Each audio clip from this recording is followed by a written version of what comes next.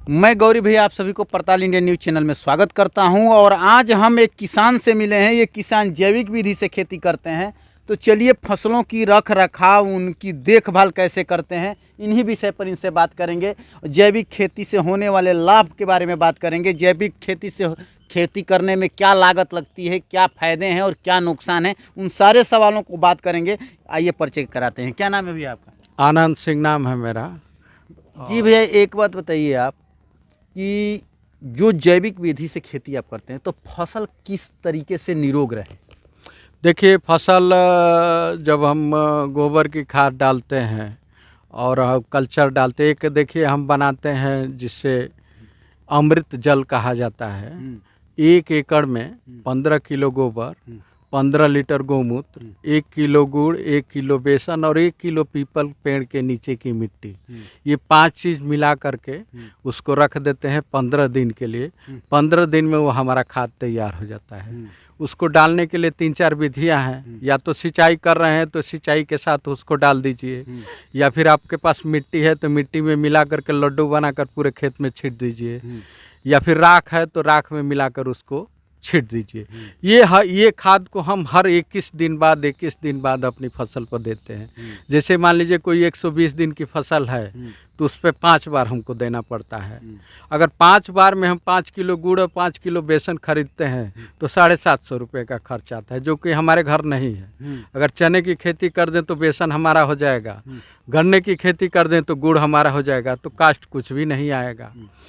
उसके बाद हम जैसे धान की फसल है तो धान की फसल में 1 एकड़ में कभी भी सिंचाई करते समय या जल भराव है तो उसमें फिटकिरी को बारीक करके और पूरे खेत में छींट दीजिए, या फिर पानी चला रहे हैं तो पानी के सहारे वहाँ रख दीजिए, अपने आप पूरे खेत में फैल जाएगा।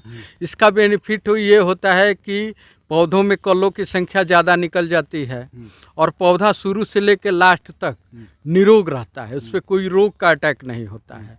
हमने अपने जो 3-4-5 साल के बीच में जो अनुभव किया है, इस तरह की जब हम खेती करते हैं ना तो इसमें रोग का अटैक कम होता है, मतलब ना के बराबर होता है। इसलिए हमें दुकानदारों के पास पेस्टिसाइड के लिए जाने की कोई आवश्यकता ही नहीं पड़ती है।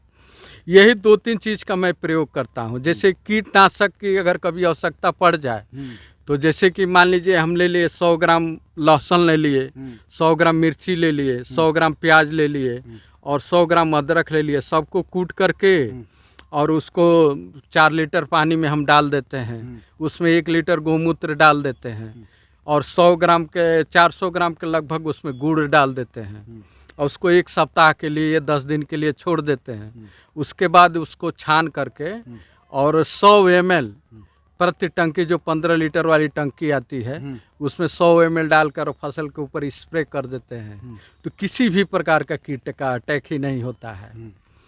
तो ये सब चीज़ें हैं, सारी चीज़ें घर में उपलब्ध हो जाती हैं।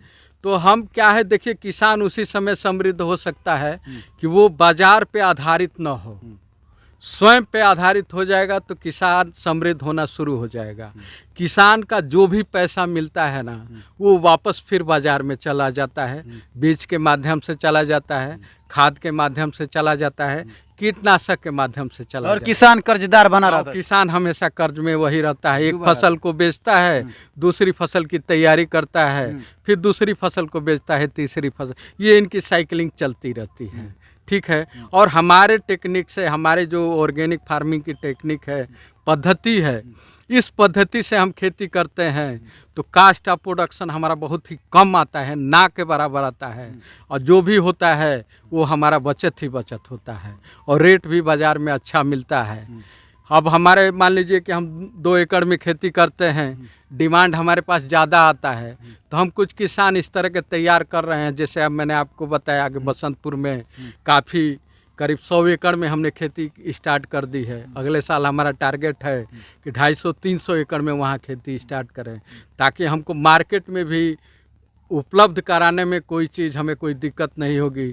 10 टन 20 टन की डिमांड हमारे पास आती है। जैसे हमने इस साल काला नमक किरण की धान की खेती की है, हमारे पास एडवांस रेट और एडवांस बुकिंग इसकी है। हाँ, मतलब खरीदार ऑलरेडी पहले से पैसा दे चुके हैं हमको। वो बोले हैं कि हमको आप इस रेट में दीजिएगा, रेट हमने उनको बता दिया कि इस रेट में हम आपको देंगे। और आपको मनचाही कीमत भी मिलती है। मनचाही कीमत, तो रेट हम बताते हैं, रेट सामने वाला तय नहीं करता है। अभी लखनऊ की एक कंपनी है, 70 क्विंटल लगभग 7 टन ये धान की हमको एडवांस बुकिंग की है कि हमको इतना धान हमको किसी हालत में आप दीजिए। और 500 क्विंटल सिद्धार्थनगर की एक पार्टी है जो चावल बनवा करके सिंगापुर अन्य देशों में भेजती है, वो 500 क्विंटल की हमारे पास डिमांड की है कि ये धान हमको दे दीजिएगा।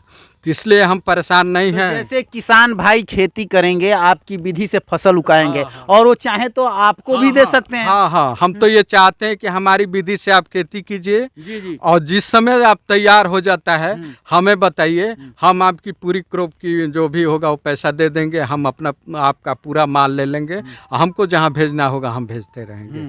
यानी आपको एक दिन का भी वेट नहीं करना है, जिस दिन आपका तैयार हुआ उसी दिन हम आपको ले लेंगे, आप पूरा मटेरियल ले लेंगे और आप जो भी होगा वो पैसा हम आपको दे देंगे। देखिए, हम भी लोग किसान हैं और बड़े ही कमजोर घर से हैं, और हमारा एक अभियान था भ्रष्टाचार, अन्याय और अपराध के खिलाफ लड़ना, और उस समय उसमें किसानों की भी समस्याओं, लोगों को संपन्न बनाने, भारत की समृद्धि और शक्ति के लिए भी काम करना था। इन्हीं शब्दों के साथ आप किस खेती कीजिए, संपन्न बनिए, समृद्ध बनिए, यही हमारा लक्ष्य है। आप संपन्न होंगे, भारत संपन्न होगा। आप शक्तिशाली होंगे, भारत सब शक्तिशाली होगा। आत्मनिर्भर बनेंगे, भारत आप आत्मनिर्भर बनेगा। इन्हीं शब्दों के साथ जय हिंद, जय भारत।